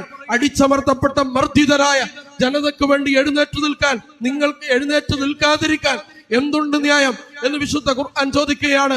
അതുകൊണ്ടാണ് ജയിലറകളിൽ തള്ളപ്പെട്ട നിരപരാധികളായ മനുഷ്യർക്ക് വേണ്ടി ഈ പ്രസ്ഥാനം കോടതികൾ കയറിയിറങ്ങുന്നത്, അവരുടെ മോചനം സാധ്യമാക്കുന്നത്, അവർക്ക് വേണ്ട നിയമസഹായം നൽകുന്നത്. അതുപോലെ തന്നെ സ്വന്തം നാടിന്റെ ഗന്ധം നിഷേധിക്കപ്പെട്ട അനേകം ചെറുപ്പക്കാരുടെ ഇടയിലേക്ക് നിയമസഹായം നൽകാൻ, അല്ലെങ്കിൽ നിയമ പോരാട്ടം നടത്താൻ, അതുപോലെ സാമ്പത്തിക ശേഷിയില്ലാത്ത ചെറുപ്പക്കാർക്കിടയിൽ നിയമസഹായത്തിന്റെ രൂപമായി എത്തിപ്പെടുന്ന പ്രസ്ഥാനമായി ജമാഅത്തെ ഇസ്ലാമി മാറുന്നത്. വമാ ലക്കും ലാ തുഖാതിലൂന ഫീ സബീലില്ലാഹ് എന്ന വിശുദ്ധ ഖുർആനിന്റെ ആഹ്വാനമാണ്. ഈ ആദർശം നിങ്ങൾക്കറിയാം. മർദ്ദിതരുടെ വിമോചനം സ്വപ്നം കണ്ട മറ്റൊരാദർശമാണ് കമ്മ്യൂണിസം എന്ന് പറയുന്നത്. സർവ്വരാജ്യ തൊഴിലാളികളെ സംഘടിക്കുവീൻ എന്ന് പറഞ്ഞ് ലോകത്തുദയം ചെയ്ത പ്രസ്ഥാനമാണ്. പക്ഷേ ചൈനയിലെ ടിയാൻമെൻ സ്ക്വയറിൽ കമ്മ്യൂണിസ്റ്റ് ഭരണത്തിനെതിരെ പ്രതിഷേധത്തിലേർപ്പെട്ട ആ വിദ്യാർത്ഥികളെ വെടിവെച്ചു കൊന്നത് ചരിത്രം നമുക്കറിയാം. അന്ന് ആ വിദ്യാർത്ഥി നേതാക്കൾ പറയാൻ, നിങ്ങൾ സംഘടിക്കുവീൻ, നിങ്ങൾക്ക് സ്വാതന്ത്ര്യം നൽകാം, നിങ്ങൾക്ക് ഭക്ഷണം തരാം, പാർപ്പിടം തരാം, കുടിവെള്ളം നൽകാം, വസ്ത്രം നൽകാം എന്ന് പറഞ്ഞ് ഞങ്ങളെ സംഘടിപ്പിച്ചു. ഒടുവിൽ ഞങ്ങൾക്ക് ഭക്ഷണം തന്നില്ല, വെള്ളം തന്നില്ല, കുടിവെള്ളം തന്നില്ല എന്ന് മാത്രമല്ല, കുടിവെള്ളം തരൂ എന്ന് പറയാനുള്ള സ്വാതന്ത്ര്യം പോലും ഞങ്ങൾക്ക് തന്നില്ല എന്നാണ് അന്ന് ചൈനയിലെ ഈ ഏകാധിപത്യത്തിനെതിരെ സമരം നടത്തിയ വിദ്യാർത്ഥി നേതാക്കൾ പറഞ്ഞത്. അതുകൊണ്ട് പ്രിയപ്പെട്ടവരെ, സ്വാതന്ത്ര്യത്തിന്റെയും അതുപോലെ തന്നെ ജനാധിപത്യത്തിന്റെയും ഒക്കെ വീരവാദം മുഴക്കുന്നവർ സ്വന്തം ചരിത്രത്തിന്റെ കുറച്ച് ഭാഗങ്ങൾ മാത്രം എടുത്ത് പരിശോധിച്ചാൽ അത് പൊള്ളയാണ്, വ്യാജമാണ് എന്ന് നമുക്ക് മനസ്സിലാക്കാൻ കഴിയും. അതുകൊണ്ട് പ്രിയപ്പെട്ടവരെ, ഗുണകാംക്ഷയോടുകൂടി നിങ്ങളോട് ഒരിക്കൽ കൂടി പറയുക, ഇത് അപകടത്തിലേക്കുള്ള ഒരു പോക്കാണ്. ഇത് കേരളം നമുക്കറിയാം.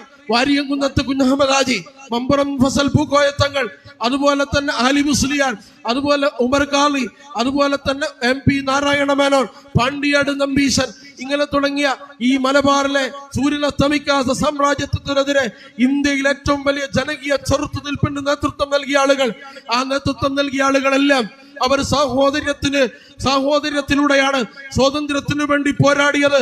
അവർ സംരക്ഷിച്ചു നിർത്തിയത്, ആത്മാഭിമാനത്തോടുകൂടി ജീവൻ നൽകി അവർ ചോദിച്ചു വാങ്ങിയത് സ്വാതന്ത്ര്യം മാത്രമല്ല, സാഹോദര്യമാണ്. പ്രിയപ്പെട്ട ഇടതുപക്ഷ സുഹൃത്തുക്കളോട് സത്യസന്ധതയോടുകൂടി നിങ്ങൾ ഈ ചരിത്രത്തെ നയവറക്കി ഇപ്പോൾ നിങ്ങളുടെ പൊസിഷൻ എന്ന് ഗുണകാംക്ഷയോടുകൂടി ആത്മപരിശോധന നടത്തണം.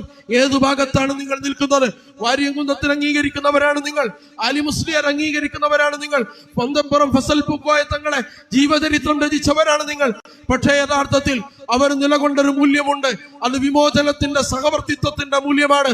ആ മൂല്യത്തെ തകർക്കുവാനും നമ്മൾ ജീവൻ കൊടുത്ത് നേടിയ സഹവർത്തിത്വത്തിന് മാരകമായി പരിക്കേൽപ്പിക്കാനുമുള്ള പൊസിഷനിങ് ആണ് ഈ 9 വർഷമായി കേരളത്തിലെ CPM സവിശേഷമായി ചെയ്തുകൊണ്ടിരിക്കുന്നത് എന്ന് നിങ്ങളെ ഉണർത്താൻ വേണ്ടിയാണ് ജമാഅത്തെ ഇസ്ലാമി ഈ വിശദീകരണ സമ്മേളനം വെച്ചിട്ടുള്ളത്.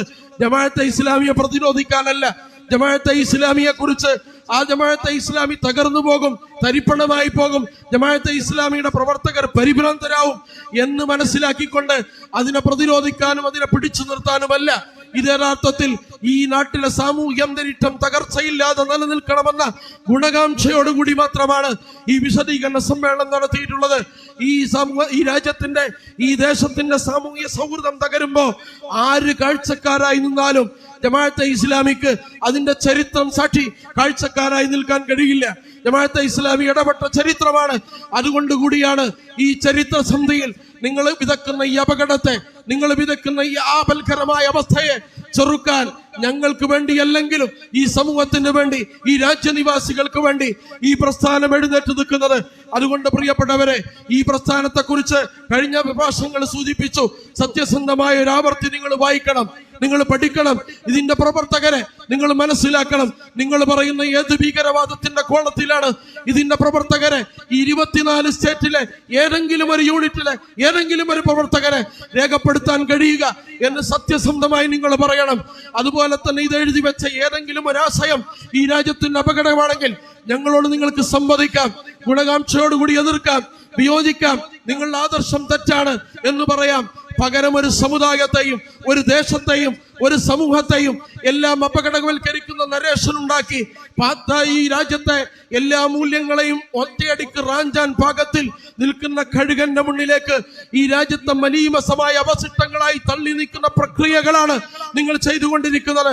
അതുകൊണ്ട് അതിനോട് നോ പറയാനുള്ള ബാധ്യത ഇസ്ലാമിക പ്രസ്ഥാനത്തിനുണ്ട്, ഇസ്ലാമിക ആദർശത്തിനുണ്ട്.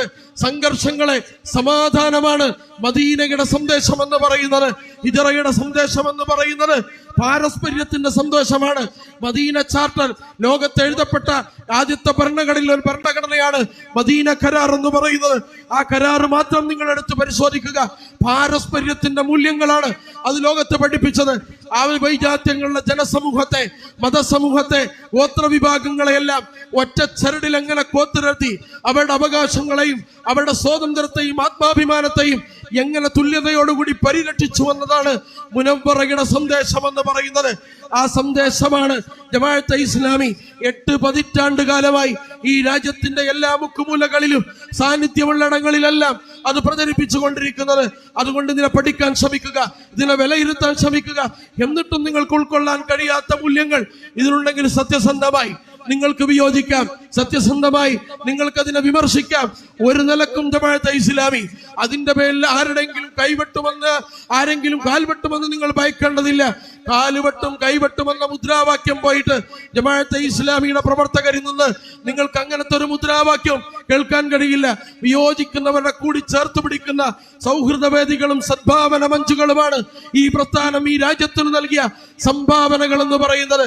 അതുകൊണ്ട് ഈ പ്രസ്ഥാനത്തെ വിമർശിച്ചോളൂ, പക്ഷേ സത്യസന്ധമായിരിക്കണം. ഈ പ്രസ്ഥാനത്തെ നിങ്ങൾക്ക് ഗുണകാംക്ഷയോടുകൂടി വിയോജിപ്പുകൾ രേഖപ്പെടുത്താം. പക്ഷെ അതിനു മുമ്പ് ഒരാവർത്തിയെങ്കിലും ഈ സംഘത്തെ, ഈ പ്രസ്ഥാനത്തെ, ഇതിന്റെ ആദർശത്തെ നിങ്ങൾ വായിക്കാൻ, പഠിക്കാൻ ശ്രമിക്കുക. സാധ്യമാകുമെങ്കിൽ ചേർന്ന് നിൽക്കുക, അല്ലെങ്കിൽ നിങ്ങൾക്ക് നിർഭയം പ്രചോദിക്കുക. അതിന് ജമാഅത്തെ ഇസ്ലാമിക്കോ ഈ രാജ്യത്തെ ഒരു മൂല്യങ്ങൾക്കോ അതിനോട് വിയോജിപ്പുണ്ടാവുകയില്ല.